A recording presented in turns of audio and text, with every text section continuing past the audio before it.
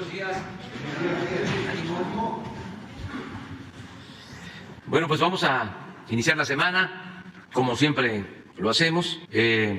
Nos va a informar Ricardo Sheffield, Procurador Federal del Consumidor, sobre quién es quién en los precios. Y luego ya abrimos a preguntas y respuestas. Y adelante.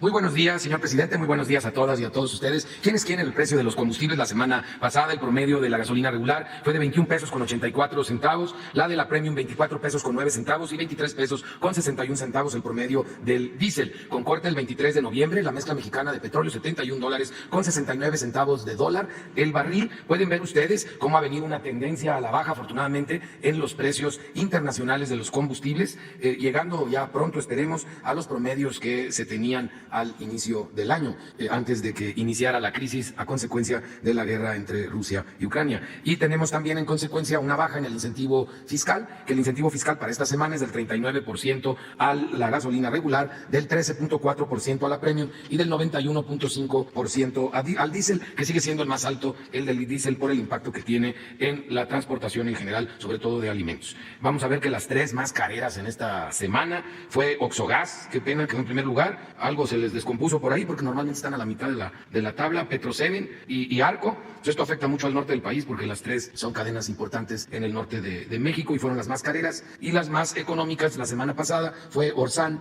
Total y G500. Vamos a verlo ya en lo individual por gasolineras y tenemos que una gasolinera de BP en Escárcega, Campeche, con un precio al público de 23 pesos con 99 centavos, sí se ganó la medalla de pasarse de rosca, ¿no? 5 pesos con 43 centavos. Luego, por este tipo de motivos, aunque no es una falta el ganarle tanto, pero con estas exageraciones no saben cómo recibimos reportes a la app de litro por litro y luego nos obligan a estarlos verificando. Son unas exageraciones, estos márgenes, 5.43. En todo el año no me había tocado ver una gasolinera que se pasara así de rosca. Y véanlo con los 21 centavos de franquicia Pemex en Tehuacán, Puebla, que es el margen, por tanto el precio al público 19 pesos con 44 centavos. Vamos a ver ahora en la gasolina Premium como Móvil en Monterrey, Nuevo León, a 25 pesos 90 centavos el litro, precio al público, tiene un margen también bastante alto de 4 pesos con 77 centavos, comparado con los 25 centavos de margen en Puebla, de franquicia Pemex, un precio al público de 21 pesos con 36 centavos. Vamos a ver cómo en el diésel es ahora BP, que tiene el precio y el margen más alto, en Escárcega, Campeche, 24 pesos con 99 centavos por litro, un margen de 2 pesos con 87 centavos, mientras que en Río Verde, San Luis Potosí, franquicia Pemex, tiene un precio al público de 23 pesos con 39 centavos, un margen muy razonable de 16 centavos. Recibimos a la app de litro por litro 258 quejas o denuncias y realizamos 315 verificaciones o visitas de constatación. Hubo 2 gasolineras que se negaron ser visitadas, ser verificadas. Fue en Jesús María, Aguascalientes y en Tlachichuca, Puebla. También tuvimos estos 2 incidentes. Aquí tenemos los números de las estaciones de servicio donde no se dejaron verificar el 20 de noviembre y el 19 de noviembre pasado. En la gasolina regular, sin tomar en cuenta el margen, como un referente para darnos cuenta si el proveedor que nos atiende a nosotros o que está cerca de nuestro trabajo, nuestra casa, nos da un buen precio, pues las gasolinas baratas, sin tomar en cuenta el margen, es de franquicia Pemex en Veracruz, 18 pesos con 70 centavos el litro y 18 pesos con 89 centavos también de franquicia Pemex en Lázaro Cárdenas, Michoacán. Las más caras, 24 pesos con 24 centavos también de Pemex en Santiago, Papasquiaro, Durango y 24 pesos con 8 centavos de franquicia Pemex en Chilpancingo, Guerrero. Como ven ustedes, no influye el tema de la franquicia, puede haber en todas las franquicias quienes den caro, quienes den barato. En este caso Pemex se llevó las más económicas y las más caras. Es un referente, obviamente nadie va a ir a cargar hasta ese lugar más que los que viven por allí, pero te puedes dar cuenta con ese referente si está a buen precio tu proveedor de gasolina o debes de buscarle la app de litro por litro un mejor proveedor. La más barata para la Premium es de Pemex en Veracruz, 20 pesos con 50 centavos y 20 pesos con 79 centavos de gasolina Kirkland, este es Costco, en Ensenada, Baja California. La más cara, 26 pesos con 89 centavos de Shell en Naucalpan, Estado de México, y también Shell en Atizapán, en el Estado de México, 26 pesos con 83 centavos. El diésel, la más barata, 22.55 de Móvil en Tepaxtlaco, Puebla, y 22.69 de Shell en Chicoloapan, Estado de México. Las más caras, 26 pesos con 24 centavos en Guadalajara, Jalisco, de Pemex, y 25 pesos con 88 centavos en Tejupilco, Estado de México. Vamos ahora a ver también el tema del gas LP. En el gas LP, si hacemos corte el 23 de noviembre, también vemos esta tendencia a la baja, donde convirtiendo a pesos y a kilos el precio del gas está a 22 pesos con 96 97 centavos, 2 pesos más abajo el promedio nacional de las 220 regiones de sus precios máximos, 20.96, que se está respetando el precio máximo en todo el país. 12 pesos con 42 centavos también el 23 de noviembre, el precio promedio en México para litros de 11 pesos con 32 centavos, un peso abajo el promedio nacional de precios máximos, y seguimos encontrando distribuidores aliados de los consumidores que dan incluso por abajo del precio máximo. Tenemos casos en Jalisco, en Veracruz, en Oaxaca, en Puebla, en Coahuila, en Guanajuato, en Michoacán. Un claro ejemplo de ello lo podemos ver en distribuidora de gas del Cañón, en Totatiche, Jalisco, con un precio al público de 11 pesos con 81 centavos, mientras que el precio máximo es de 12 pesos con 62 centavos, casi un peso por abajo del precio máximo. Para el caso de cilindros de gas ya por kilo, tenemos casos por abajo del precio máximo en Puebla, en Veracruz, en Jalisco, en Zacatecas, en Guanajuato y en el Estado de México. Gas El Paraíso en Huitzilán de Cerdán, Puebla, un precio al público de 20 pesos con 87 centavos por kilo, cuando el precio máximo es de 21 pesos con 73 centavos, también casi un peso por abajo. Realizamos 778 verificaciones o visitas de constatación de precios máximos y en la semana pasada encontramos 3 vehículos que se inmovilizaron por no estar bien calibrados y 3 instrumentos de medición que también fueron inmovilizados. Anduvimos más recargados hacia la costa y tuvimos un 12.7% de cilindros en mal estado, aunque fueron pocos en número, pero el porcentaje aumentó. Ayúdenos en casa revisando el cilindro al recibirlo, que se encuentre en bien estado, la válvula, que no se encuentre picado en la parte de abajo por seguridad de nuestras familias. Hubo una negativa de verificación en el tema de gas LP. Se trata de una pipa que estaba distribuyendo en el Estado de México, en Zumpango, supuestamente de Grupo Centurión Combustible, y pues ya lo estaremos atendiendo incluso con apoyo de la Fiscalía General de la República, porque en estos temas encontramos con mucha frecuencia que se trata de huachigas y que están clonando las pipas de alguna empresa. Vamos a ver ahora quién es quién en el precio de los 24 productos básicos. Tenemos ahí que hay una ligera tendencia a estabilizarse y a empezar a bajar un poco en el promedio nacional del índice nacional de precios al consumidor de bebidas y alimentos. En el precio de la canasta alta, una clara tendencia a la baja y un comportamiento bajo pero un poco errático en la canasta más económica de estos 24 productos, donde el paquete en la zona centro lo encontramos en su precio más alto en Chedraui, en Querétaro, a 1,023 pesos con 10 centavos, mientras que el más económico en esta misma región es de Mega Soriana en Iztapalapa, en la Ciudad de México, a 916 pesos con 20 centavos. Afortunadamente ya también la central de abastos de Iztapalapa también ya está otra vez entre los precios bajos, lo tuvo a 948 pesos con 58 centavos. Gracias por aliarse en la central de abastos de Iztapalapa a los consumidores de esta zona del país. En la zona centro-norte, el precio más alto es de Casa Ley en La Paz, Baja California, 1,060 pesos con 20 centavos, mientras que el precio más económico lo encontramos en Mega Soriana de Morelia, Michoacán, a 918 pesos con 60 centavos. En la zona norte, este paquete tiene el precio más alto en H-E-B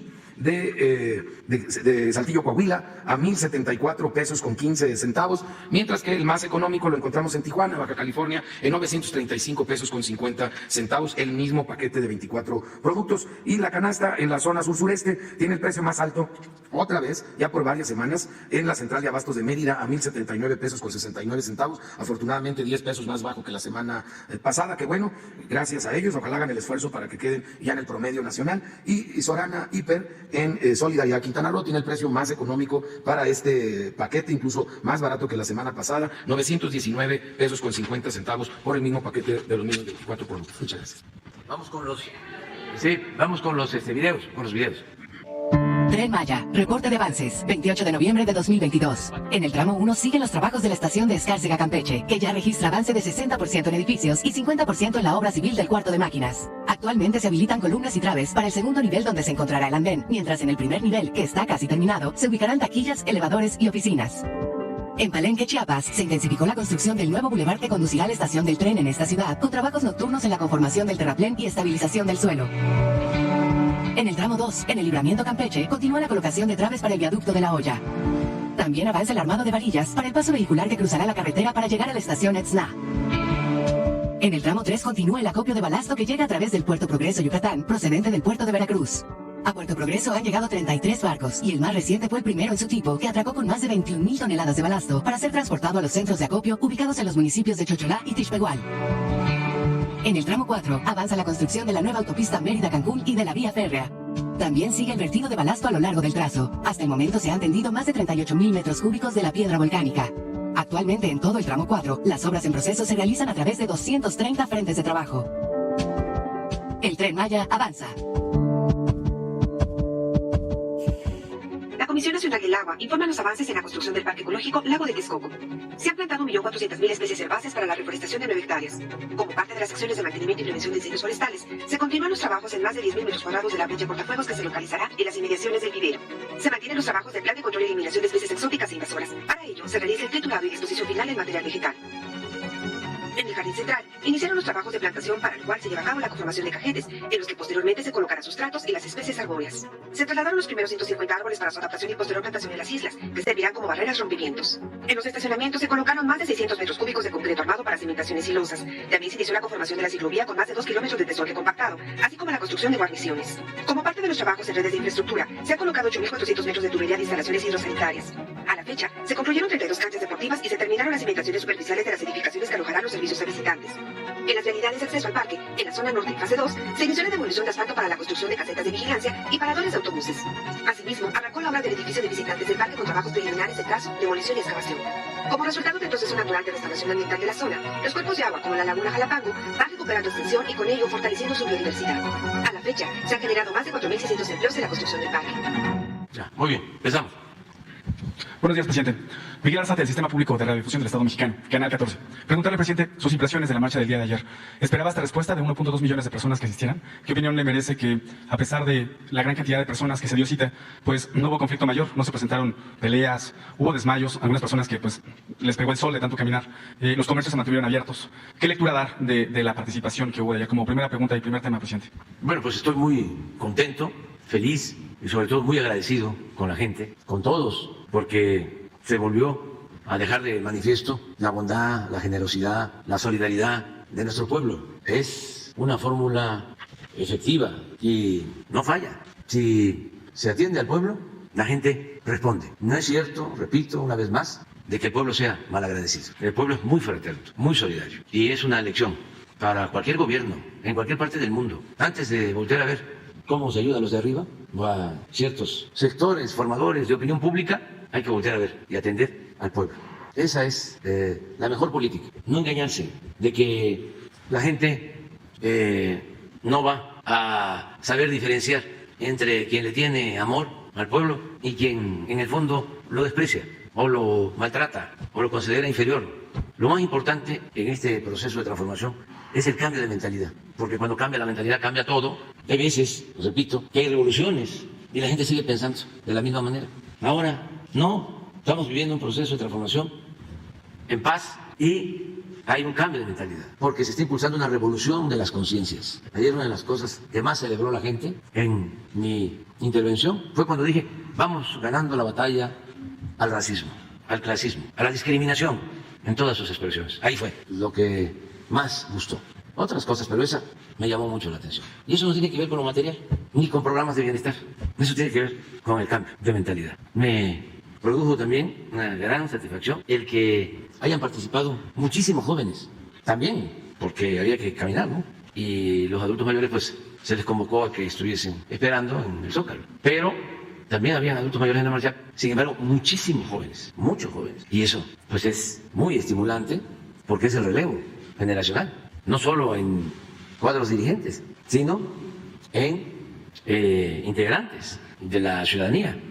Muchos jóvenes. Y lo otro que tú señalas, que también es importante, pues es que no se quebró un vidrio, los negocios estaban abiertos, muchos allí en los negocios, los trabajadores participando, aplaudiendo, en algunos casos prestando los baños, como se dice comúnmente en la policía, saldo blanco, también es de celebrarse. Y muy bien, muy bien. Y vamos a continuar porque esto obliga a aplicarnos más, nobleza obliga. Y muchas gracias a toda la gente. Presidente, si nos pudiera compartir qué mensajes escuchó de la gente que se acercaba a usted. ¿Le entregaban documentos, le daban mensajes, le pedían firma de sus libros? ¿Le costó trabajo avanzar? Vimos que fue complicado avanzar, abrirse paso entre la gente. Sí. Los contingentes fueron solidarios. Por ejemplo, el contingente de Michoacán en un momento estuvo repartiendo carnitas. Algunos estados estuvieron compartiendo pan con los asistentes. ¿Qué opinión le merece esta solidaridad de los asistentes? Y que nos pudiera compartir también qué mensajes escuchó de las personas. ¿Era tanta gente que fue complicado avanzar? ¿Esperaba esta respuesta? Sí, porque yo estoy constantemente recorriendo los pueblos y esto mismo, pero vamos a decir en pequeño, es lo que constato en mis giras. nada más que pues esta fue una manifestación grande y se expresa más todavía esa solidaridad. Entonces, mucho cariño, mucho afecto, llantos, besos, abrazos, bendiciones, deseos de que nos vaya bien, y panes y tamales, y querían que yo recibiera un gallo. Ese gallo no es el mismo, pero el gallero sí, estaba pequeñito, en una de las marchas, ya, bueno, en el 2000, y me entregó un gallo, creo que en la delegación Venustiano Carranza, y fue la campaña para el 2000, por la jefatura de gobierno, que tiene 22 años, y me llevé el gallo, y vivíamos en Copilco, en un departamento, y llegué y ya, pues estaban todos dormidos, y ¿de dónde pongo el gallo? Y lo puse en el baño, ¿no?, de la sala, y a las 6 de la mañana empieza el gallo a cantar, y todo el mundo se despierta, ¿eh? ¿No? ¿Qué trajiste? Y pues a ver qué hacíamos con el gallo. Pero él, que era jovencito, pues ya está grande, me llevó otra vez el gallo. Perritos, o sea, de todo. Y la gente muy contenta, muy consciente, muy politizada de la importancia y del momento histórico que estamos viviendo, y muy respetuosa. Ni siquiera consignas en contra de nuestros adversarios. Nada. No escuché nada del INE. Nada. Es otra cosa, completamente distinta. Y en un segundo tema, solo compartirle, presidente, de los que cubrimos ayer la marcha, mucha gente traía en sus carteles estas consignas de yo soy acarreado porque ya no quiero corrupción, soy acarreado porque quiero la dignidad de mi pueblo. Y sí había mensajes que vimos que querían que se transformaran las instituciones, incluido el INE. Preguntarle, presidente, como un segundo tema, ayer en su mensaje adelantaba que iba a buscar que el incremento al salario mínimo para el próximo año, o bueno, a finales de este año, fuera del 20%.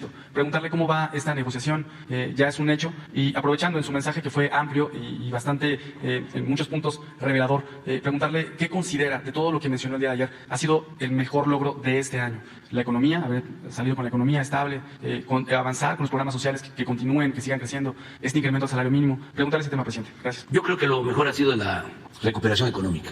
Es que si, lo dije ayer, no tuviésemos una inflación de 8.1, sino de 13, sí estaríamos más preocupados. De todas maneras, en lo económico, ese es el tema principal de atención, en el que baje la inflación. Pero al mismo tiempo está creciendo la economía, crece en términos reales el salario, crece la inversión extranjera, se mantiene estable el peso, no hay devaluación. Entonces yo diría que este año lo mejor ha sido la recuperación económica, porque lo de el bienestar fue desde que iniciamos. Ahí ya va caminando. También en el caso de la economía, y ayer lo reconocimos, ha ayudado mucho el incremento en las remesas, lo que envían nuestros paisanos. Estamos estimando 60,000 millones de dólares para este año. Es una cantidad récord, pero además la principal fuente de ingresos del país. Por eso el reconocimiento ayer a nuestros paisanos, migrantes. Y acerca del salario, pues está en pláticas. Lo ideal es que se acuerde por consenso, que lo acepte el sector empresarial, el sector obrero, y haya acuerdo con el gobierno. Y dije que ronde alrededor del 20. Vamos a ver. Sí hay voluntad. Les recuerdo que en 4 ocasiones que han habido aumentos, en 3 ha sido por consenso. Solo un caso fue el voto del gobierno y de los trabajadores, y no participaron los empresarios. Solo en una ocasión. Porque también ya se rompió la creencia, el mito de que si aumentaban los salarios había más inflación. Eso fue un truco usado por la tecnocracia neoliberal. Por eso cometieron la barbaridad de no aumentar los salarios en 40 años, en términos reales. El salario no solo no aumentó, se redujo en 40 años. Perdió poder de compra, poder adquisitivo. Con todo lo que hemos hecho, que hasta antes de lo que va a pasar, de este nuevo aumento, tenemos el 62% de incremento en términos reales y el doble en la frontera. Aún así, todavía estamos abajo del salario mínimo de algunos países de Centroamérica y del Caribe. Fue un crimen lo que hicieron durante 40 años. Se redujo el salario mínimo en 70-75% de su poder de compra. Hay una lámina, no sé si la podemos poner, del salario, sí, pero primero son 2. Una de China, cuando comienza el desarrollo en China, la expansión en China, cómo estaba el salario con relación a México, cómo está ahora. Ese está en mi libro, creo que el de la economía moral. Y la otra tabla del salario en México en los últimos 25, 30 años. Entonces, eso es lo que tenemos que resolver y pues es la economía la que ha estado funcionando, nos ayuda mucho que se fortalezca el mercado interno y con estabilidad, que no haya deuda, que no aumenten los impuestos, que no haya gasolinazos, que no aumente el precio del diésel, del gas, de la luz, todo eso ayuda mucho. Sí, es esto. Mire cómo comenzó. Este es en el 2000. Aquí estaba el salario en China y este es el de México. Cuando comienza el auge en China, porque aquí hay tasas de crecimiento en China del 12, 14% anual, se decía, también de las mentiras, que la ventaja comparativa de China estaba en los bajos salarios. Por eso se estaba convirtiendo en la fábrica del mundo. Pero miren el comportamiento del 2000 al 2018. Van aumentando ellos su salario. Y en México vamos quedando. Y esto todavía se profundiza más en los últimos tiempos. Ahora, ¿por qué no pones la...? ¿Sí? Eso es lo que pasó. Imagínense todo esto, pero más con inflación. Y la mentira, el engaño. No aumentes el salario porque viene la inflación. Y nosotros aumentamos el salario aquí y no llegó la inflación. Es hasta el 22 por la guerra Rusia-Ucrania, que es inflación mundial. Pero no es por el aumento al salario. ¿Por qué no pones la inflación en México, en Estados Unidos, en Europa? Para nada más tener una idea de que la inflación viene de fuera. Entonces esto es, la verdad, lo que más ha ayudado. Por eso no hemos tenido crisis de consumo. Ayer lo comentaba. Y eso nos da mucha estabilidad, mucha paz, gobernabilidad. No se apaga la llama de la esperanza. Y esa es la fórmula. Las oligarquías o dictaduras son subversivas. Agitan, producen rebeldía. El porfiriato condujo a la revolución. Entonces no me vengan con el cuento de que fue bueno el porfiriato. Vayan a engañar. Más lejos. ¿Cómo va a ser buena la esclavitud? ¿Cómo va a ser buena la antidemocracia, la dictadura? Y en el caso de las democracias, que esa es la otra lección, solo pueden tener éxito si se atiende al pueblo. Porque una verdadera democracia le afecta privilegios a la oligarquía. Porque la democracia es el gobierno del pueblo, para el pueblo y con el pueblo. Entonces la oligarquía es el gobierno de los de arriba, de los ricos. Entonces cuando hay una auténtica democracia, no una simulación democrática, pues de una u otra forma, los de arriba se sienten agraviados. Y entonces hay una reacción, por eso se habla de reaccionarios. Esa fue la reacción que enfrentó Madero. Los porfiristas que se sentían afectados en sus intereses, con la prensa porfirista, con los intelectuales porfiristas, con los militares porfiristas y por si fuese poco, con el embajador de Estados Unidos en México, Wilson, tramaron el golpe de Estado. ¿Qué faltó para que los ideales democráticos de Madero triunfaran? Siendo él un hombre excepcional, uno de los mejores dirigentes de México y del mundo, un hombre puro, casi santo. ¿Qué le faltó o no pudo hacer? Aliarse con el pueblo, aliarse con los campesinos, zapatistas, aliarse con los obreros, construir una base social que lo respaldara en su propósito de establecer una auténtica democracia en el país. Entonces, como no pudo, o las circunstancias no se lo permitieron, pues fue derrotado por la oligarquía que sí se articuló, se unieron todos en contra de él. Entonces, ¿cuál es la lección? ¿Quieres transformar? Apóyate en el pueblo. Y de manera sincera, apoya al pueblo, profésale amor al pueblo. Y si estás con el pueblo, vas a tener respaldo. Y si te pueden venir encima, como Jauría, no pasa nada. Es tu ángel protector, es tu escudo, es tu detente.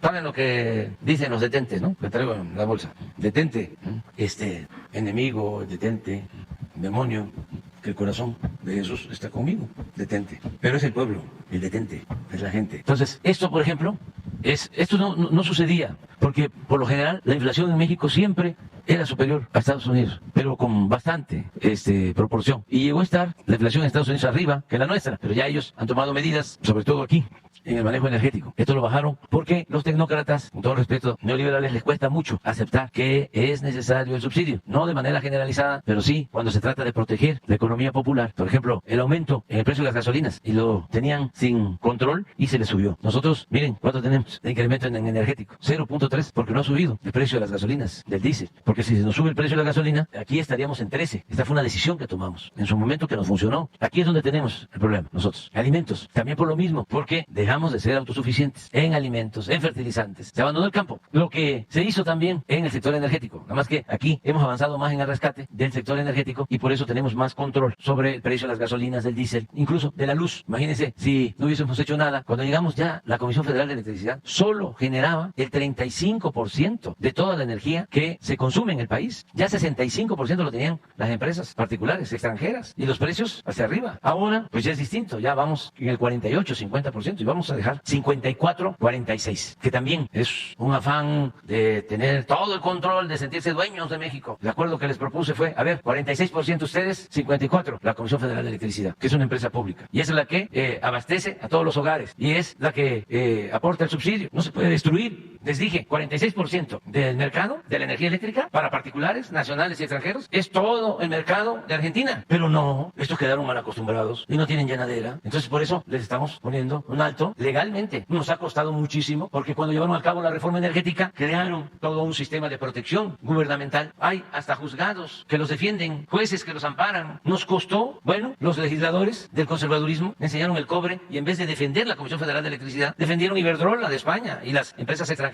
Y en el Poder Judicial, lo mismo, en la Suprema Corte. Estaba yo así, porque querían declarar inconstitucional la ley eléctrica para que siguieran manteniendo los monopolios extranjeros, el llamado autoabasto, que afortunadamente ya se declaró como fraude legal, pero nos costó muchísimo. Entonces, aquí no hemos podido, ha ido bajando. Hoy tengo reunión con el secretario de Agricultura del gobierno de Estados Unidos, vamos a tratar asuntos relacionados con esto, pero este es Estados Unidos, ya bajaron, estaban más altos, y Europa sí está complicada, porque este es el promedio, pero miren, energéticos, en Europa, aún así, en alimentos, nosotros estamos arriba. Por eso, aquí, con Ricardo, desde luego, el secretario de Hacienda, Rogelio Ramírez de la O, la secretaria de Economía, todos estamos trabajando en esto, y el próximo lunes vamos a presentar un informe del plan antiinflacionario en alimentos. Les adelanto que estamos muy satisfechos con la actitud de industriales y de comerciantes. Lo vamos a ver graficado el lunes, pero están cumpliendo el pacto que firmamos de la canasta básica en 1,038, 1,039 pesos, y están abajo de eso. Pero vamos a ver quién es quién. Yo creo que esta semana van a estar más abajo, porque el lunes evaluamos. Vamos a ver quién es quién en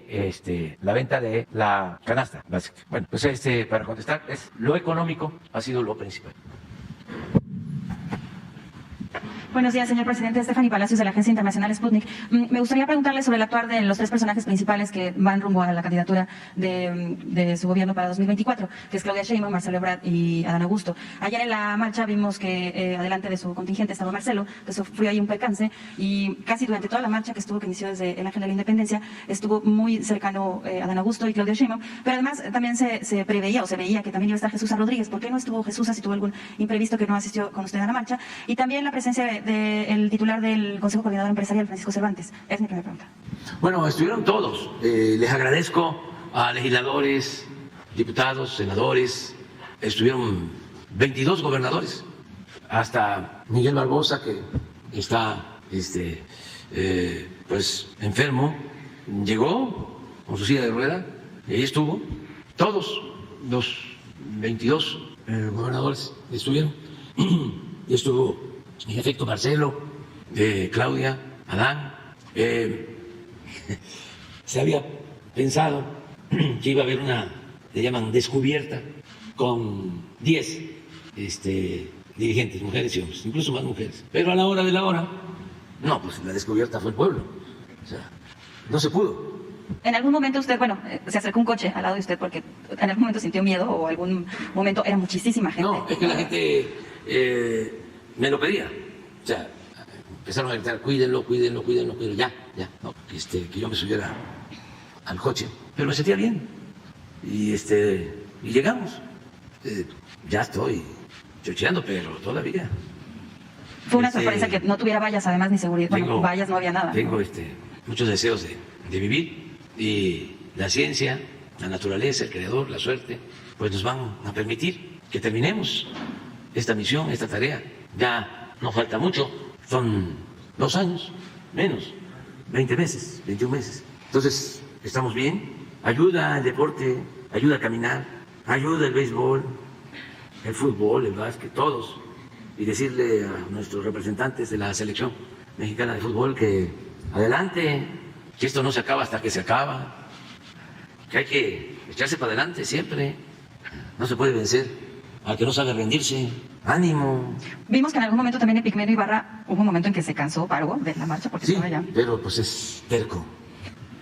Y lleva años haciendo eso, o sea, con su cámara al hombro, pesa, y los empujones, porque hay quienes pues son tranquilos, pero es que hay otros que son pura pasión, se lanzan fuerte, pero nadie con deseos de hacer daño. Y sí estuvo Jesús, salimos juntos pues, en lo que iba a ser la descubierta, pero se fueron quedando por lo mismo, porque estaba muy fuerte la presión.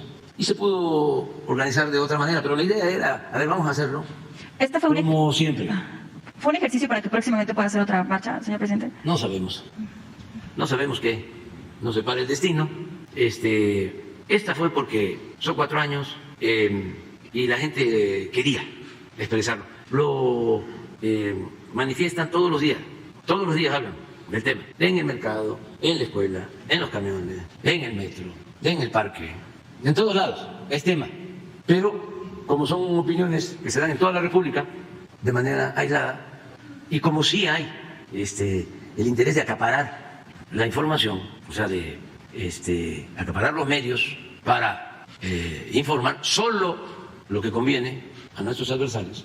Entonces, es importante la lucha, que se anime, se reafirme la convicción.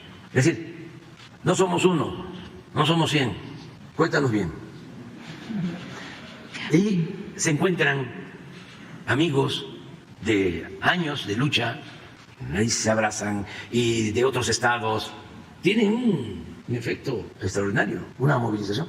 Ya estábamos también muy hamburguesados, y nosotros venimos de un movimiento de transformación, de cambio. No hay normalidad política, no, estamos en la cresta de una ola de transformación. No es el tiempo en que no se movía nada, del inmovilismo, de la formalidad, de que todo era acartonado, de la ortodoxia, del conservadurismo. Mantén todo igual y que no se mueva ni una hoja del árbol de la política o de la vida pública. No, es una transformación pacífica, pero transformación al fin. Y eso es lo que se mostró ayer y se va a seguir mostrando. Y yo agradezco mucho a la gente que estemos llevando a cabo entre todos desde abajo este cambio para el bien de México sin violencia, de manera pacífica, y que respetemos a nuestros adversarios y que se les garantice su derecho de manifestación, su derecho a disentir. Ayer también lo dije, me da mucho gusto. México es hoy santuario de las libertades. Imagínense que vienen los personajes más famosos de la ultraderecha en el mundo a hacer una convención en México sin ningún obstáculo, porque tenemos la convicción de que debemos de procurar la libertad y nunca más, si es posible, aplicar el artículo 33 de la Constitución, que se ha aplicado por más de un siglo, el expulsar por extranjero pernicioso a quien habla mal del gobierno de México o opina mal. Una vez, hace poco, creo que con Cedillo, vino una banda musical, música de jóvenes, y dijeron algo, hubo algún incidente, y vámonos, para afuera, el 33. Defensores de derechos humanos, afuera, 33. No, por eso es muy importante el seguir con la revolución de las conciencias, porque es seguir cambiando la mentalidad de la gente. Y cuando se enojan mucho los adversarios, que están ofuscados, no caer en ninguna provocación, amor y paz, serénate, tranquilízate, vamos a dialogar, vamos a debatir, tranquilo. Si no tienes argumentos, si solo lo que tienes es coraje, odio, pues hermanita, hermanito, primo hermano, sigue tu camino, ahí la llevas, vas bien, pero no enfrascarse en el pleito. Y uno tiene que estar bien con su conciencia, que ese es el principal tribunal. Pues eso es, y los dirigentes, todos participaron. Le agradezco mucho a Francisco Cervantes, presidente del Consejo Coordinador Empresarial, que asistió, también a Antonio del Valle, de la Asociación de Negocios, de 2 organizaciones empresariales muy importantes, y estuvieron otros empresarios. Hice referencia a uno de ellos, a Bremer, porque tengo opiniones de varios deportistas, que él los ayuda. Y además, cuando se iba a vender una casa para dar unas becas a deportistas, él la compró. Entonces, por eso lo mencioné, y así llegaron otros, y muchas gracias, ¿no?, a todos los que nos acompañaron, y no hubo ningún problema, porque la gente es muy respetuosa, muy madura, y no tiene intenciones de ofender. Lo único que se busca es que haya respeto. Lo que también dijimos para el caso del gobierno de Estados Unidos, de sus legisladores, recordamos que los mexicanos en Estados Unidos son 40 millones, que nuestros hermanos puertorriqueños son 5 millones y que nuestros hermanos cubanos son 4 millones, pero que los mexicanos, nuestros paisanos, son 40 millones. Entonces no pedimos nada especial, trato preferencial, privilegios, porque hay comunidades hispanas que tienen más participación que los mexicanos en la vida pública en Estados Unidos y mucha influencia política en Estados Unidos y en el mundo. Los políticos de Cuba en Estados Unidos son los que presionan para mantener el bloqueo en Cuba y afectar al pueblo de Cuba con una política violatoria de los derechos humanos. Y los mexicanos en Estados Unidos, que son mayoría, no actúan así. Los que están allá son respetuosos. Entonces, ¿qué pedimos para ellos? Respeto. Y que no estén pensando que si le van a faltar el respeto a los mexicanos allá, no vamos a quedar callados. No, no queremos trato especial. Lo único que queremos es que respeten a los que viven y trabajan honradamente en Estados Unidos.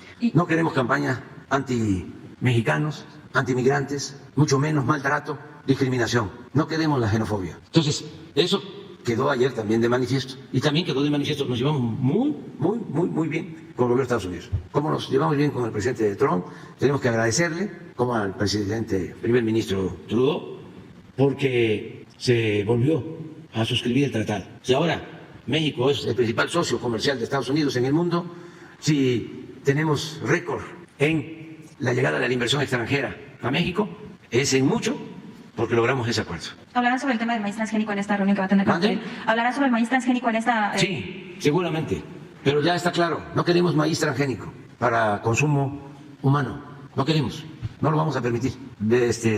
Vamos a seguir produciendo maíz blanco para consumo humano y somos autosuficientes en maíz blanco. Donde está el problema es en el maíz amarillo para forraje. Entonces, esa es nuestra política y va a continuar así. Pero hay formas de ponernos de acuerdo. Y ya mi segunda pregunta, presidente. La reunión que tuvieron los presidentes la semana pasada, Gabriel Boric, Lasso y Petro, ¿cuáles fueron las expectativas? Puesto que la semana pasada todavía Estados Unidos aprobó un paquete para financiar el conflicto entre Rusia y Ucrania. Si se platicó con estos mandatarios, se habló del tema, uno por ese lado y otro Petro que había hablado sobre las políticas antidrogas en Estados Unidos y la liberación de Julian Assange. Si también hablaron de ese tema en estas reuniones con estos tres mandatarios. No, no hablamos de la guerra de Rusia y Ucrania. Ellos ya saben que la postura de México es la de la solución pacífica a esa controversia, a ese enfrentamiento, a esa guerra. Nosotros no queremos la confrontación, la guerra, queremos el diálogo, lo hemos propuesto. Pensamos que esa es la mejor salida, lo que más conviene. Y estoy optimista, lo repito, pienso que se va a buscar una salida negociada y pacífica a la guerra de Rusia y Ucrania, y que lo están pidiendo los pueblos de Europa y desde luego los pueblos en Ucrania y en Rusia, porque nadie quiere lo irracional, la barbarie, lo que se sufre con una guerra. Y en el mundo igual, pues estábamos hablando de inflación que se produjo por esa guerra, no fue por la pandemia. Sí nos afectó la pandemia, sí se produjo una crisis muy profunda, se cayeron las economías, pero después de la pandemia vino la guerra y o produjo o precipitó el fenómeno inflacionario. Bueno, en el caso de Rusia y de Ucrania, queremos la paz. Celebramos que ya se iniciaron las pláticas de la oposición y del gobierno de Venezuela. Y parece que bien, no sé más, pero lo celebro. Y fue muy buena la visita de los tres presidentes. Quedamos en reunirnos posteriormente y pues son pueblos hermanos, Chile, Ecuador, Colombia. Con los tres presidentes llevamos una muy buena relación. Eso es lo que puedo comentarte y vamos a hacer. Buenos días, presidente. Generación 14 y MCB de Quintana Roo. En días pasados, presidente, usted refirió que la marcha de ayer tal vez iba a ser la última pues de usted. Preguntarle si después de la respuesta de la gente a su llamado a acompañarlo a esta marcha con motivo de su cuarto informe, a estos mares de gente que llegaron ayer, que yo personalmente creo que la jefa de gobierno se quedó corta con 1.2 millones, quizás un poquito más, preguntarle si de verdad considera que esta pudo haber sido su última marcha o si hay más Andrés Manuel para después, para mañana, quizás su quinto, sexto informe o ya como expresidente cuando el pueblo lo requiera, presidente. Esa sería mi primera pregunta. Bueno, como expresidente no, así categórico. Yo me retiro al terminar mi encomienda, mi mandato, a finales de septiembre del 24. Y me jubilo y no vuelvo a participar en ninguna actividad pública, política, ni siquiera social. El otro día que estábamos hablando en la casa, cuando cumplí años, que estaban mis hijos, uno de ellos me preguntó, ¿y no vas a ir a la boda? ¿No vas a ir a mi boda? Le digo, no, ya se casan, ya se vienen acá, unos 2 días, y yo les voy a celebrar. También José Ramón me dijo, ¿y no vas a ir a ver cuando empieces a jugar béisbol? Salomón, no, que venga a batear aquí. Y política, menos. Yo ya cierro mi ciclo. Nada más voy a hacer un libro antes de irme para terminar de explicar, sobre todo lo que ayer definí como humanismo mexicano. Estoy pensando cómo llamarle, pero me gustaría más encontrar un nombre que tenga que ver con el fin de ciclo. Casi hasta me gustaría ponerle fin. ¿El fin? El fin de la vida pública política. Y ya no vuelvo a publicar hasta 3, 4 años hacia adelante, porque me voy a dedicar a eso, a escribir. Pero es un libro que ya les he explicado, que me va a llevar varios años. Es una investigación. Voy a reunir toda la bibliografía que necesito para escribirlo y voy a publicarlo en 3, 4 años después que termine, y va a ser sobre el pensamiento conservador en México. Una investigación. Hay un libro parecido, bueno, hay 2. Hay uno de García Cantú que se llama El pensamiento reaccionario en México, o algo así. Buen libro, pero más que nada es un análisis y la exposición de ciertos documentos históricos a lo largo de la historia. ¿Cómo? El pensamiento de la reacción mexicana. Y hay otro que se llama El conservadurismo en México. Así como don Jesús Reyes Heroles escribió, que es un buen libro, El liberalismo mexicano. Por ese tiempo, un poco después, un maestro famoso, bueno, de la Facultad de Derecho, escribió sobre el pensamiento conservador. Noriega, pero a ver, no quiero decir aquí cómo le decían, cómo le llamaban, que también es un buen libro. Alfonso Noriega. ¿Cómo se llamaba el libro? El pensamiento conservador. Entonces, algo así voy a hacer, pero me va a llevar tiempo. Entonces, desaparezco. Antes no sabemos, porque si la gente quiere, podemos el año próximo hacer algo como despedida, porque ya va a faltar. ¿Quinto informe, presidente, otra vez? Como quinto informe, sí.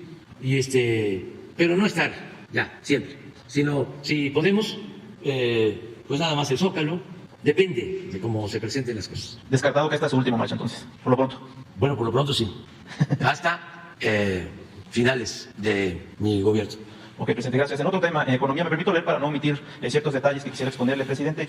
Hace aproximadamente 3 meses, mi compañera Sandra Aguilera le expuso aquí, en este mismo espacio, varios temas sobre investigaciones que compañeros reporteros estábamos realizando en diversos juzgados, infiltrándonos en el día a día, en varios expedientes judiciales y federales y locales, algunos alojados en San Lázaro y otros en el Tribunal de Justicia de aquí de la Ciudad de México, con la finalidad de medir hasta qué grados de corrupción se manejan varios de estos juzgados. Mi compañera le dio información muy puntual y usted bien tuvo que canalizarla con el secretario de Gobernación, Adán Augusto López. Bueno, sin embargo, también nos hemos dado cuenta que la corrupción no solo se encuentra en el área judicial, presidente, sino también florece, incluso me atrevería a asegurar que nacen desde las estrategias ilícitas de varios despachos de abogados que usan y abusan de los procesos judiciales, ya sea a través del tráfico de influencias, la falsedad, la confusión o la simple omisión de información en sus promociones y solicitudes de amparo, para hacer de la ley de amparo y medidas cautelares su trinchera y guarida para no cumplir con la ley, suspendiendo de manera arbitraria procedimientos, obstaculizando proyectos, complicando la ejecución de sentencias o la impartición de la justicia. Tal es el caso de Cibanco, que ha metido de manera escalonada más de 4 amparos sobre un acto reclamado, por ponerle solo un ejemplo, del cual omito para efectos legales un número de expediente, pero le afirmo, tengo tanto como muchos otros más evidencias de este tipo, agotando y volviendo a presentar indefinidamente el mismo amparo, solo cambiando pequeños detalles y omitiendo sus anteriores resoluciones, con lo que engaña a los juzgados y aparte los somete a diferentes jurisdicciones para confundir y estafar. Si bien esto de por sí es grave, lo que potencializa es el caso de Cibanco se ha convertido en la institución fiduciaria más grande de México, ya que ahí se manejan más de 2.700 fideicomisos de todo tipo, tanto privados como gubernamentales. Y el hecho de suspender judicialmente procedimientos de ejecución de sentencia no les reduce ni un ápice de su contingencia de pago y garantía. Solo ganan tiempo, lo que vulnera la seguridad de todos los fideicomitentes que dependen de su comportamiento ético y legal. ¿Se imagina, presidente, si esta institución bancaria, Cibanco, ya no pudiera confundir más a los jueces para que les dieran más suspensiones o les cobrara y le cobrara de un solo golpe las sentencias en contra que ya tiene firmes y que suman más de $60 millones según los procesos a los que hemos tenido acceso? ¿Sabe del efecto dominó que provocaría en el sistema bancario y financiero mexicano, tanto privado como gubernamental, la falta de cumplimiento de una institución tan inmiscuida hasta las entrañas del sistema bancario? Presidente, ¿el gobierno o a través de la Comisión Bancaria de Valores y la Conducef tienen algún procedimiento de protección preventiva para ahorradores y fideicomitentes en riesgo de incumplimiento o por la falta de liquidez de instituciones como Cibanco, como lo que ya le comenté? Sí, estamos viendo eso. Hay mucha defraudación de estas instituciones financieras que desde luego se protegieron en los sexenios pasados y están causando fraudes, y desde luego que contaban con el apoyo de servidores públicos en Hacienda, en la Comisión Nacional Bancaria, y estamos atendiendo estos casos. Por eso me molestó mucho la resolución de los ministros de la Corte de impedir la detención o la aprehensión preventiva a delincuentes de cuello blanco, la detención preventiva oficiosa para quienes se dedican a la defraudación abiertamente. Hay instituciones financieras, esta que tuvo que ver con Segalmex, es la misma que manejó dinero del gobierno de Yucatán y es la misma que maneja dinero de un fideicomiso del sindicato de maestros, y está en todos lados. ¿Y cómo se le permitió tanto sin respaldo financiero? Supuestamente los recursos los invertían, pero no hay solvencia económica. En el caso de Segalmex recuperamos el dinero porque había el respaldo de un banco y se le exigió al banco que devolviera el dinero, pero en otros casos no. Entonces son fraudes que se están combatiendo, pero era una práctica común. Volvemos a lo mismo, lo de los factureros. Es una vergüenza que se detuvo. Llegamos y consideramos que se frenaron porque se desataron desde el gobierno de Calderón, y en el gobierno del presidente Peña fue excesivo lo de las facturas falsas. O sea, un fenómeno de 10 años. Entonces, eso nos lleva a modificar la Constitución, considerar delito grave, que no lo era, la defraudación fiscal. Y ahora la Corte resuelve que pueden salir bajo fianza si no se demuestra en un plazo, si no hay sustento, si no hay bases. Todo un truco para que con argucias legaloides salgan. Entonces, eso de los factureros también, que no estén pensando que porque ya hubo la modificación, y hay que buscar la forma de reformar la Constitución, o sea, para que vuelva otra vez. Es como lo de la austeridad. Es que nos amparamos. Sí, pero volver de nuevo a una iniciativa, pedirle a los constitucionalistas que nos orienten de cómo hacerle para que sea delito grave la defraudación fiscal, que no sea un asunto que se tenga que ventilar por la vía civil, sino penal, porque le están robando al pueblo. Todavía cuando se trata de robos por herencias, pues bueno, podría justificarse que sea un asunto civil, pero cuando es un robo a todo el pueblo, eso tiene que ser penal, es corrupción. Entonces sí estamos viendo eso, no lo vamos a dejar. Lo de Cibanco. Yo creo que es esa institución, no sé si es la de Segalmex, porque es que hay varias, pero esa de Segalmex tiene en varias partes, y abogados, como tú dices, prepotentes. Sí. Bueno, el modus que hemos detectado de Cibanco es dilatar los procesos, desobedecer, confundir a los juzgados, haciendo de la ley de amparo usándola tramposamente. Sí, un abuso. Sí, lo que podría provocar, en el caso de que se vea obligado a pagar, pues un problema en el sistema bancario mexicano. Sí, un abuso en la garantía del amparo, que pues es un derecho importantísimo, casi es un derecho humano. Entonces ya está, podría confirmar si la Comisión Nacional Bancaria de Valores o cuando usted podría revisar este caso, si le podríamos darlo todo, son muchos expedientes. Darle toda la información. El secretario de Hacienda está atendiendo esto con rectitud. Ok, y ya como último comentario, este fin de semana se firmó el acuerdo del trasvase de agua de la presa El Cuchillo en Nuevo León a la presa Marta R. Gómez en Tamaulipas.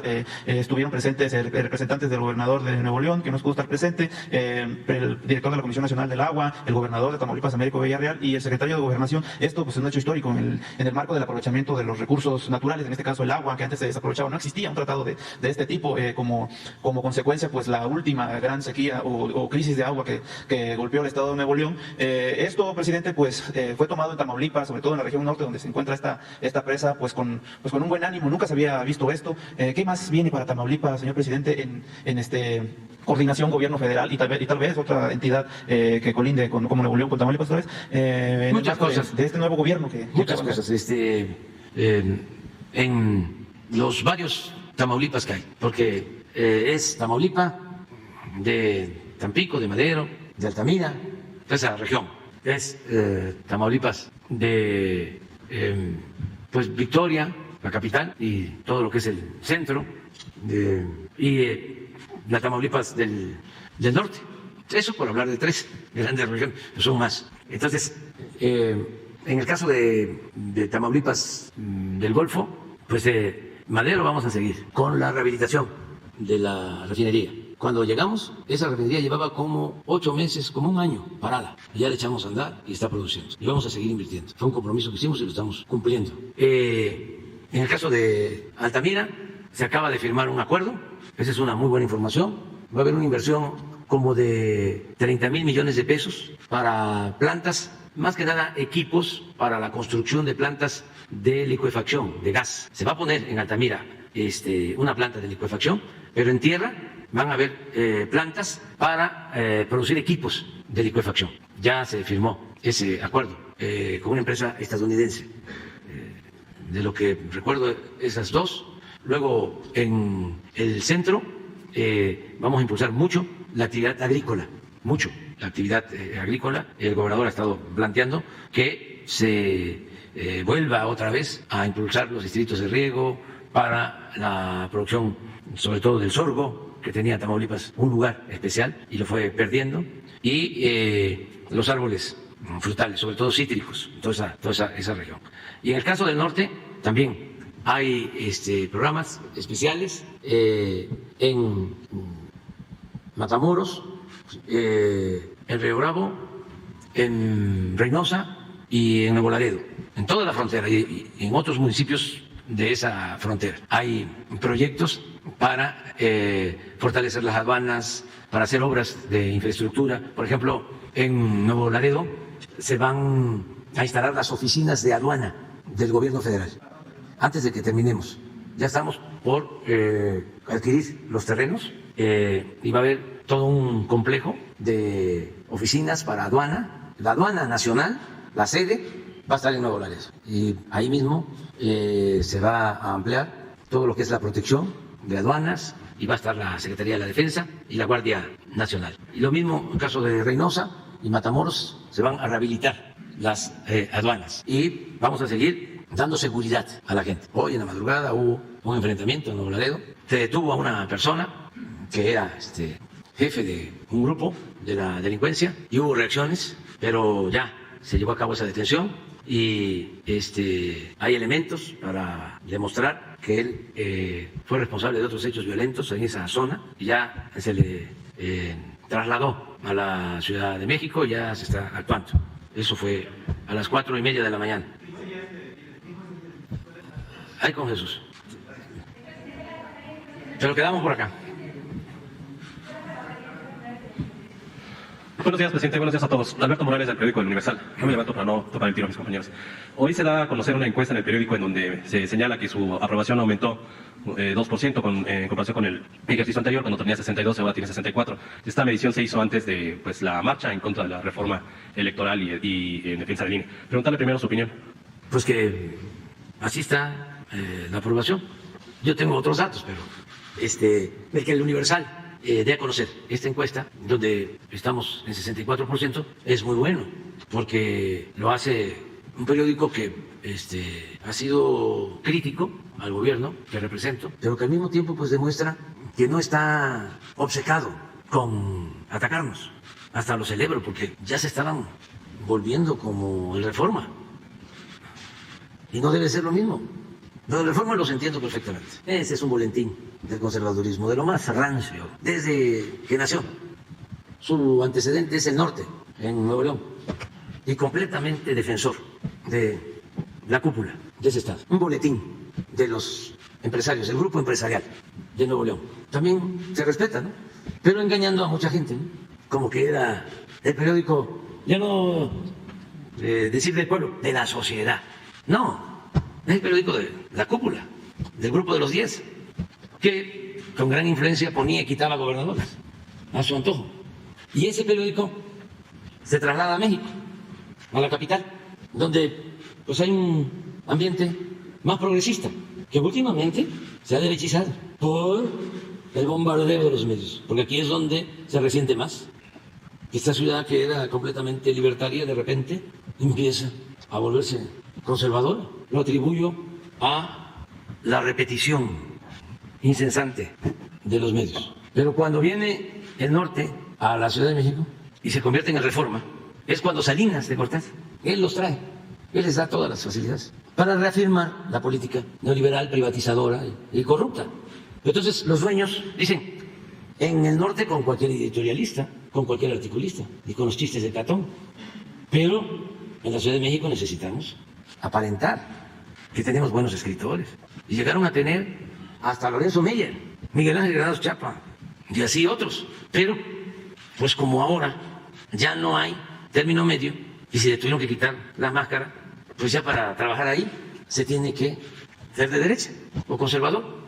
O eran conservadores, pero fingían ser liberales. Entonces, todos los articulistas de derecha, todos. Es interesante el proceso. Entonces, el Universal pensando de que por ahí era el camino, porque esto atraía público conservador, se empezaron a correr. Pero yo creo que ya se están dando cuenta, porque no son muchos los conservadores y que no se pueden estar peleando por los mismos lectores. Y de repente veo, pues, bueno, el hecho que conserven a Helio Flores. ¿Dónde va a haber en el Reforma un Helio Flores? Dice Calderón, ahí nanita. Racista, clasista. Presidente, como segunda pregunta. Espérate, hombre. Entonces, la verdad que celebro y le hago un reconocimiento al Universal. Y además la empresa encuestadora no está desacreditada. No quiere decir que no tenga a veces sesgos, pero es de lo más serio que hay. Presidente, como segunda pregunta, también se ha dado a conocer que se hizo una solicitud de información a la Secretaría de Educación para preguntarle cuáles eran los motivos, los argumentos, pues los testimonios, las pruebas de por qué se desapareció el programa de escuelas de tiempo completo. La Secretaría de Educación pues dio evasivas, no entregó ninguna información. Usted había mencionado que había malos manejos en este programa, pero no hay una evidencia documental, no hay pues testimonios, no hay pruebas que pues revelen esto. No sé si podría usted pedirles a la SEP que abrieran más bien información. Sí, lo vemos. Yo tengo la experiencia de que no habían clases por la pandemia y estaban queriendo que se les pagara. ¿Cómo escuela de tiempo completo? Si no hay escuela porque está cerrada. ¿Y por qué pagar? Si se supone que la escuela de tiempo completo es alimentos para los niños y no iban los niños y no les entregaban los alimentos. Pero es mejor que se aclare, que se informe. ¿Me acompañan? Es que quedamos en la primera. Mirza Uribe, Gaceta del Aire, simplemente Mujer en Los Mochis, Sinaloa. Presidente, antes de lo que le quiero preguntar, le envío un saludo muy grande, una felicitación grande de nuestro gobernador Rubén Rocha. Estuvo feliz, se sorprendió él también, fueron miles de personas, miles de sinaloenses, y que la verdad no fueron acarreados de corazón y sentimientos, estuvieron acá. Hay muchos comentarios sobre eso entre la gente que estuvo por acá. Muy bonito, el gobernador feliz, inclusive le trajeron la banda, hubo de todo en el camino acá, y le mandan muchos saludos. Ok. Hace 4 años inició la administración esta federal de usted. Presidente, usted fue al municipio del Fuerte, pueblo mágico del Fuerte, hace 4 años. Que, por cierto, el Fuerte, pues su presidente no ha hecho lo que debía todavía. No ha cumplido realmente. Pero en ese evento asistieron personas de la zona, de ahí, de la zona serrana, de lo que es Choice. A un ladito está del Fuerte que usted ya conoce. Toda esa gente preciosa de Choice, trabajadora, grande en economía, en lo que es agricultura, ganadería y lo que es la cuestión también de minería. Le mandan muchos saludos, pero también le quieren preguntar el comentario, la petición que le hicieron en esa ocasión cuando usted estuvo ahí. Se trata de lo que es la petición de lo que usted iba a proporcionarles, ayudarles, con un puente muy grande, pero no es tan grande, es mala necesidad de Choice, de la gente de ese municipio que preside la presidenta municipal, gran líder, Amalia Gastelum, ahí mismo. La presa del puente de Huites, sobre la presa Bidenario Colosio, que está ahí en lo que es la carretera de Ahome, que va a conciliar con lo que es Chihuahua, y que es tan necesario por la cuestión de la ganadería, la cuestión de lo que es la agricultura, que tanto se necesita ahí apoyarlos con ese enlace, y se necesita que esté el puente llamado Ojinawa, Chihuahua. Ojalá que recuerde usted eso y la petición de toda esa gente hermosa de Choice, Sinaloa, y que por cierto están muy agradecidos las personas mayores, los jóvenes, perdón, ya cambió de clima, los ninis ya no son ninis, presidente, los muchachos de allá, así como usted dijo que acá lo acompañaron más la juventud, le agradece bastante, están motivados, emprenden negocios, estudian, un cambio enorme. La gente de Choice está muy agradecida porque la juventud ya cambió, la juventud va encaminada a un nuevo futuro para todo lo que es el Estado de Sinaloa, claro, pero también en Choice. Y también, pues, las personas mayores, adultos mayores, que por cierto le mandan un saludo. Aquí estuvieron personas de Choice también, cientos de personas estuvieron por allá. La señora Cruz Beltrán, 100 y tantos años en una silla de ruedas. Aquí estuvo también y dijo, cumplí mi sueño. Si mañana Diosito me lleva, yo ya conocí, allá lo nombran diferente a usted, con un agradecimiento enorme. Por cierto que le traigo algunas cuestiones típicas allá de Choice que le envían por allá a la gente y que espera que la respuesta usted la dé. Si se va a hacer este puente, ya son 4 años, pero entendemos que hay muchas obras en todo el país, pero la gente quiere saber si se va a encaminar un poquito más sobre esta situación. Eso y otra pregunta más, si usted me lo concede. Bueno, en el caso de ese puente, es el que comunica Chihuahua con Sinaloa. A ver, pon el plano de los límites de Chihuahua con Sinaloa. Ahí está el fuerte, está Choy, y de el otro lado, Sinaloa. En Chihuahua está Morelos. Sí, estamos trabajando en un camino en Morelos. Ahora vamos a pedir información. Morelos es el municipio más remoto, más apartado de Chihuahua. Y desde luego, antes de Morelos están otros municipios. ¿Cómo se llama el municipio donde nació el fundador del PAN? No. ¿Ah? Batopilas. Sí. Chinipas está el límite con Sonora. Sí es. Aquí está Choy, ¿no? Sí. Y por acá debe estar Morelos por arriba. Aquí viene el tren. Este es el famoso Chepe, ¿no? Sí. Así es, ¿verdad? ¿Dónde está el fuerte aquí? Aquí, sí, este es el tren. Entonces, lo que se quiere es un camino para acá. ¿Dónde está Morelos? Ya este es municipio. Aquí está el límite, este es Chihuahua, ese es Temoris. Acá, sí. Aquí estamos trabajando. Ajá. Que te diga Nuño qué estamos haciendo. Sí. Y no sé si el propósito es que se haga aquí. Es la presa, ¿verdad? Uh-huh. Es un puente que atraviesa una parte de la presa. Sí. Ajá. Sí. Ajá. Sí, se acercaría muchísimo a Chihuahua.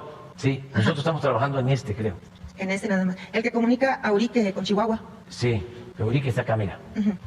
Ajá. Aquí Urique, sí. Uh-huh. Sí, esa es la sierra. Sí, nos los planteó el anterior gobernador, Quirino, y ahora el maestro también. Vamos a ver qué hacemos, ese es el camino. Eso también lo comenté con el gobernador y estaba la situación de que está colinda con el municipio de Urique, no con Morelos, dice. Sí. Uh-huh. ¿Te dice Morelos? Morelos. Sí, es este. No, es que este sí lo estamos trabajando, pero no sé si es acá o es para salir. Ajá. O acá, a Huachoche. Ajá. Es que también todos estos caminos están mal. El verdadero tiene que pasar por el... Todo esto se viajaba antes en avionetas. Sí. Y todavía. Pero yo estuve en Urique, bueno, también en Morelos, aquí está Batopilas, que es muy importante, que en el Porfiriato fue de los primeros pueblos en la sierra que tuvo luz eléctrica, porque llegó a vivir un funcionario del gobierno de Estados Unidos, que había desempeñado el cargo, creo que de secretario del Departamento de Estado, minero, dedicado a la extracción de plata. Entonces hizo un emporio aquí, hasta sus sirvientes los llevó, eran extranjeros. Entonces en mula sacaban la plata, fue muy famoso, y dejó obras como la energía eléctrica en el pueblo en aquellos tiempos. Presidente, ¿ubica Urique con Chihuahua? ¿Ubica Urique con Chihuahua? Sí. Es el enlace con Luis Donario Colosio. Ajá. Sí, pues debe ser esto. El de Morelos es otra situación más. Debe ser esto. Sí. Así. Choice tiene el 97% de terracería, presidente. Sí. Ajá. Pero no se puede llegar ahí turismo por esos lugares. Sí, estamos trabajando. A ver si te dice lo de Morelos. Eso. Sí. Ahí en Morelos. Sí, pero bueno, tomamos en cuenta tu planteamiento. ¿Sigo? Síguelo. Ok. Igual. Presidente, tenía 2 preguntas, pero una muy importante que me preguntaron hace poco, estuve en una universidad, y los jóvenes que están ahí todos están estudiando, van a clases, gracias a Dios ahorita la pandemia pasó y muchas cosas. Se lo comento porque pues también coinciden que llegó a mi hija. Entonces estaban varias personas, varios muchachos jóvenes que se acercaron a mí y me preguntan y me están comentando que sí, ¿qué opinión le da usted a que China está otra vez con la pandemia elevándose y que hay otra vez esos problemas que se está dando? La juventud, los estudiantes, lo que me pidieron es que, de una manera que pues ellos no entienden lo que es la cuestión de esas medidas que usted puede proceder a dirigir. Respecto a que no deje entrar a gente, me dice la juventud, las universidades tienen miedo otra vez que vuelva a regresar la pandemia. Y ese es un mensaje de la juventud, hablemos de, pues más que nada, de los universitarios, que ahorita están en etapas muy fuertes de sus estudios y tienen ese temor de que dígale al presidente que no nos deje entrar a nadie, porque en México somos muchos y estamos mejor que nunca. Y todos queremos que nuestro México crezca mejor. Y nosotros estamos poniendo de nuestra parte, estamos estudiando, estamos respondiéndole al presidente, queremos ser útiles, queremos ser su futuro, queremos representarlo, queremos que cuando el presidente esté descansando en su casa diga, estos jóvenes, estos profesionistas, yo los ayudé porque ellos nunca recibían becas, nunca recibían nada, nunca les apoyaban los gobiernos anteriores, igual que nuestros niños mayores, y que dicen los jóvenes, incluyendo mi hija también estaba ahí, Doris, díganle, grítenle al presidente con todo el corazón y el cariño y el agradecimiento, porque ahora tenemos con qué estudiar y con qué salir adelante y no preocupamos a mucho a nuestros padres. Esa es la siguiente. Mañana va a estar aquí el doctor Hugo López-Gatell y él va a dar respuesta a esa preocupación. Que nos informe cómo va lo del COVID, si hay algún repunte, mañana va a informarnos y cómo está el mundo también, si te parece. Adelante. Gracias, señor presidente. Solamente un tema. Hay una gran preocupación de las organizaciones religiosas que ya se han manifestado oficialmente al respecto en contra de la propuesta del ministro de la Suprema Corte de Justicia, Juan Luis González Alcántara Carancá, quien presentará un proyecto de sentencia donde se prohíbe la instalación de los tradicionales nacimientos navideños en lugares públicos. A ver, no te escuché. ¿Dónde qué? Se prohíbe la instalación de los tradicionales nacimientos en los lugares públicos, en los espacios públicos, ¿verdad? Principalmente del tradicional nacimiento de Jesucristo. Así lo dice directamente, ¿no? Concretamente dice la propuesta del nacimiento de Jesucristo de la religión católica o de cualquier adorno alusivo a alguna convicción religiosa. El ministro considera que la colocación de los motivos religiosos de cualquier religión, incluyendo aquí, desde luego, los pueblos originarios o los indígenas, o con cargo literario, es anticonstitucional.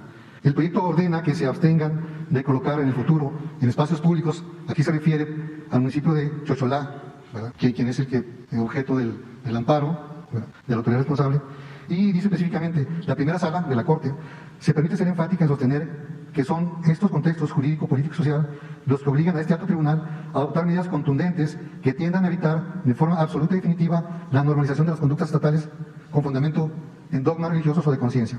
Usted sabe que la instalación de nacimientos o signos religiosos de todas las corrientes pues es una práctica común y parte de la cultura nacional. Y de aquí la molestia porque en el uso del término de espacios públicos pues incluiría ayuntamientos, edificios de gobierno y las iglesias, son espacios públicos. El gobierno de la Federación es propietaria de la mayoría de las iglesias en el país, por disposición. ¿Qué comentario le merece esto y qué hará usted al respecto? Bueno, creo que habría que ver el proyecto. Los datos los tomé del proyecto. ¿Mande? Los datos los tomé del proyecto. Lo leí. Pues yo no estoy a favor de eso. Yo creo que eso no tiene fundamento legal, ni tiene que ver con nuestras tradiciones, con nuestras costumbres. Además, creo que es contrario a la libertad religiosa. El problema es que se aprueba. No se va a aprobar.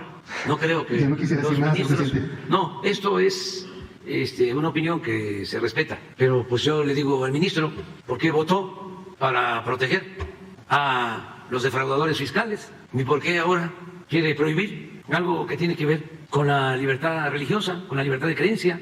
Juárez era anticlerical, pero no antirreligioso. Y además, es prohibir el nacimiento. La instalación. La instalación. El nacimiento de cualquier signo religioso. La celebración de en espacios públicos. El hombre que más ha luchado por los pobres, porque Cristo fue un luchador social.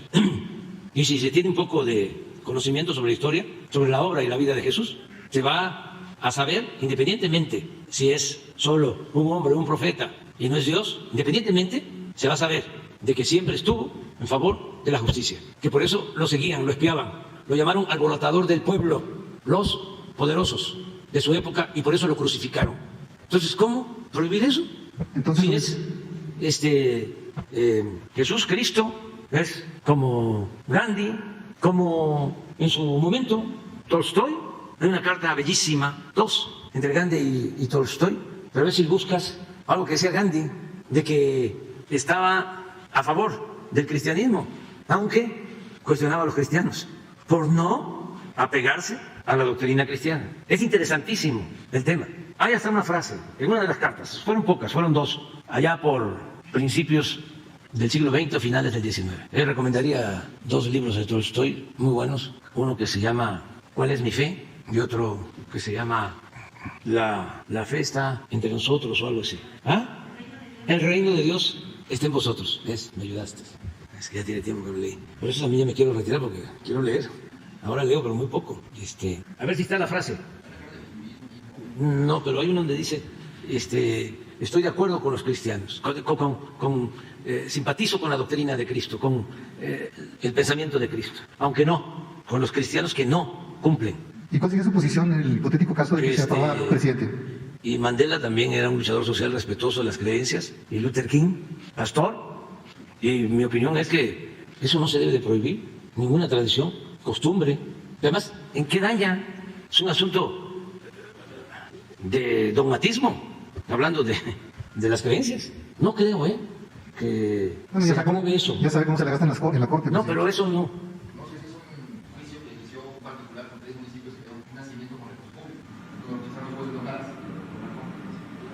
Sí, ya estaba desechado ya había ese procedimiento, entonces lo retoma la Corte. El problema está que si lo dicta la Corte se convierte en una obligación porque establece el precedente. Es obligatorio para todas las autoridades, para todos los jueces y tendrán que respetarlo. Ahí está el fondo, o sea, no solamente no son 3 municipios, sino va más allá. Sí, hay que ver cómo está el proyecto, pero yo sí creo que no deberían de meterse con eso.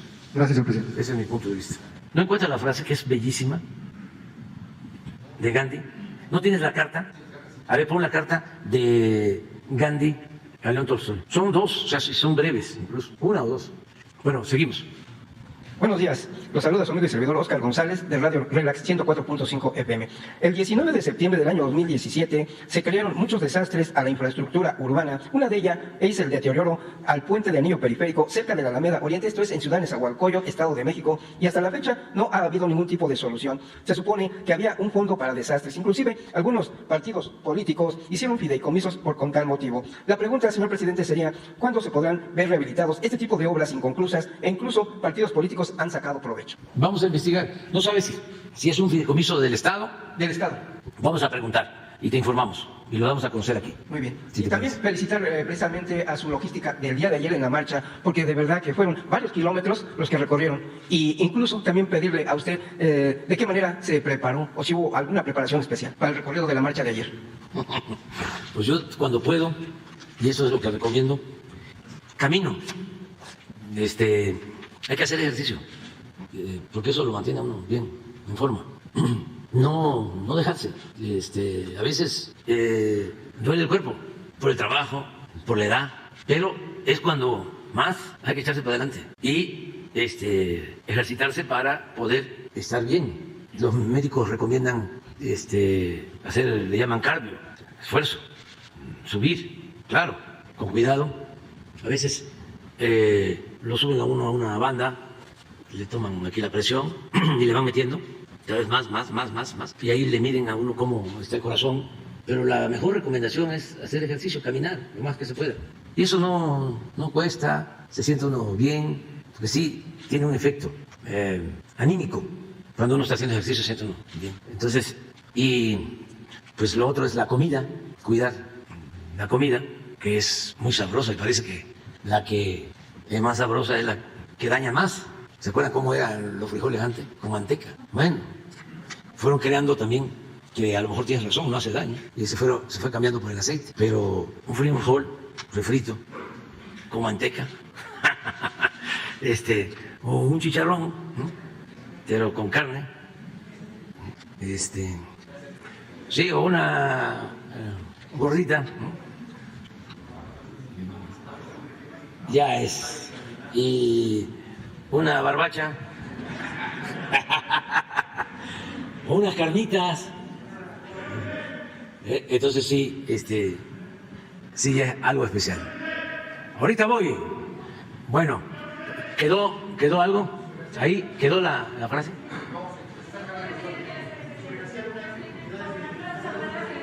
A ver.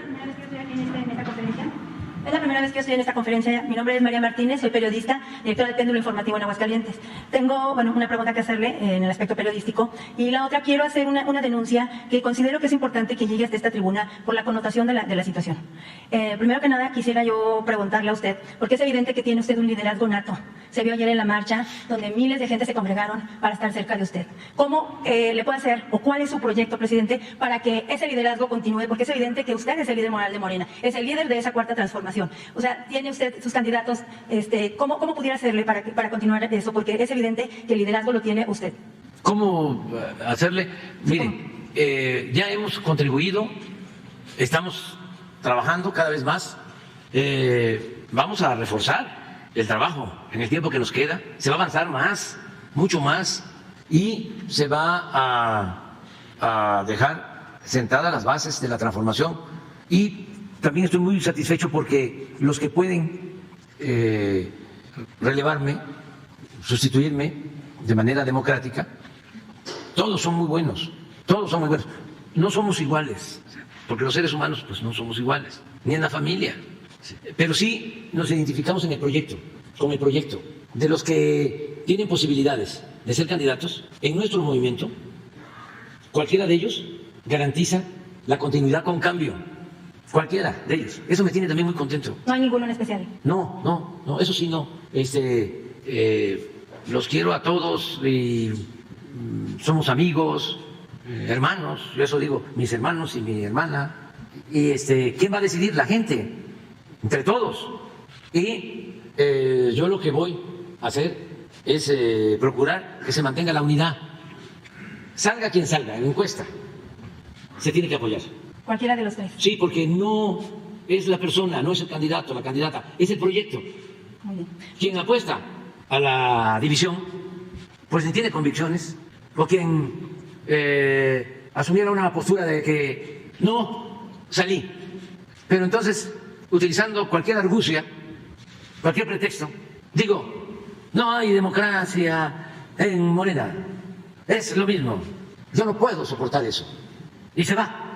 Pues yo, conociendo a la gente, yo creo que la gente le diría que te vaya bien, ¿sí?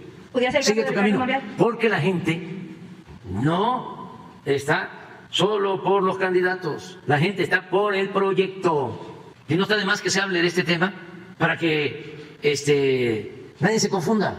Por eso es reglas claras, que sea el pueblo el que decida. De una vez que se haga la encuesta y salga el que esté mejor posicionado, ese o esa compañera, y apoyarlo. Y a ese compañero que salga, es al que yo voy a apoyar. No voy a irles a hacer campaña porque eso no me corresponde. Yo nada más me voy a pronunciar.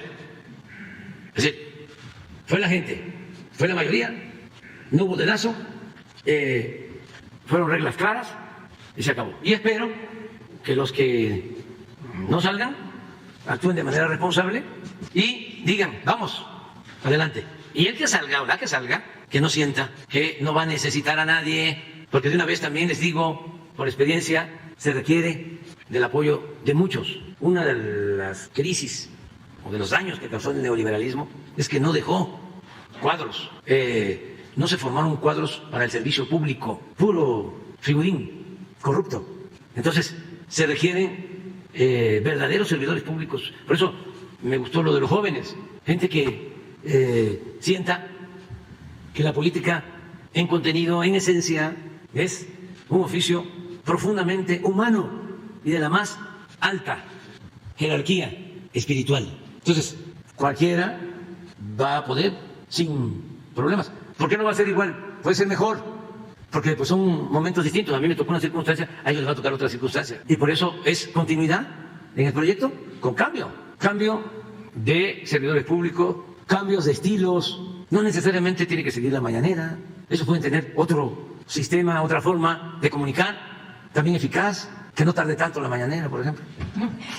Presidente, una última cosa que le quería comentar. Le mencionaba yo de una denuncia que considero que es importante que se conozca. El día de ayer usted mencionaba en su informe que México es un país de libertades en donde se ha privilegiado el respeto a la libertad de expresión. Usted mismo la ejerce aquí todos los días y la ejerce con plena libertad y justamente estoy aquí ejerciendo mi derecho a la libertad de expresión. Sin embargo, en los estados no es así. En el estado de Aguascalientes es un estado muy pequeño, sin embargo existen cacicazgos de esos que ustedes le llaman conservadores. Y en el caso particular del gobernador Martín Orozco Sandoval, quiero hacer una denuncia pública porque yo estoy siendo criminalizada por él. Yo estoy haciendo una investigación en donde puse al descubierto vínculos del exgobernador con grupos delictivos y de funcionarios de la Fiscalía de Aguascalientes, lo puse a disposición de la Fiscalía General de la República, el señor se dio cuenta que yo lo había denunciado y de inmediato fue y presentó una denuncia en mi contra en la FGR, en la Fiscalía para la Libertad de Expresión, aludiendo que se siente amenazado por mis investigaciones, aludiendo que se siente victimizado por mí. Lo más lamentable es que la Fiscalía de Periodistas le recibió la denuncia, siendo esta una fiscalía para investigar delitos cometidos contra periodistas. No concibo que le haya recibido una denuncia a un gobernador. La FGR abrió la carpeta de investigación, la determinó, no se declaró incompetente, la determinó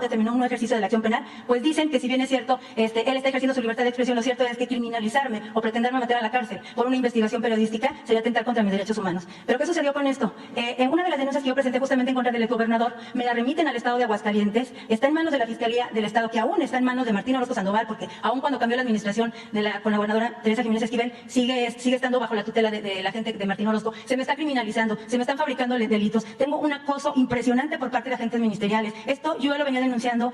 Nuestra compañera Frida Guerrero el 7 de marzo leyó aquí una carta que yo le envié a usted, consciente de que usted es un hombre sensible, sobre todo tratándose de temas de mujeres, tratándose de temas de libertades. Usted es un férreo defensor de las libertades, señor presidente. Yo en este momento estoy siendo sujeta a procesos penales por denuncias de delitos que no cometí, solamente por atreverme a investigar como periodista y como ciudadana responsable, ponerle los elementos de mis investigaciones en la Fiscalía General de la República para que se investiguen. Pero sin embargo, en Aguascalientes las cosas no son como aquí. Allá, todo lo que pasa allá, aquí no se escucha. Vivimos en un estado muy pequeñito, donde el control del estado todavía lo tiene el gobernador en connivencia con el crimen organizado. No es posible que después de que yo haya hecho públicas domicilios, nombres y ubicaciones de gente que está vinculada con la delincuencia que opera en el estado de Aguascalientes, no los hayan molestado ni con el pétalo ni de un citatorio y yo esté siendo perseguida por estas personas. El mecanismo de protección a periodistas tiene esta información y sin embargo, lejos, muy lejos, de verdad, de proteger mi seguridad, estoy sumergida en una burocracia impresionante. Ahora mismo estoy aquí en la Ciudad de México porque tengo que estar huyendo literalmente de mi estado, donde estoy siendo perseguida por la Fiscalía del Estado y por grupos criminales. Para mí es importante que esto se sepa, porque no puede ser que en provincia vivamos en ese terror. No puede ser que aquellos que nos atrevamos a denunciar seamos objeto de este tipo de violaciones a nuestras garantías fundamentales.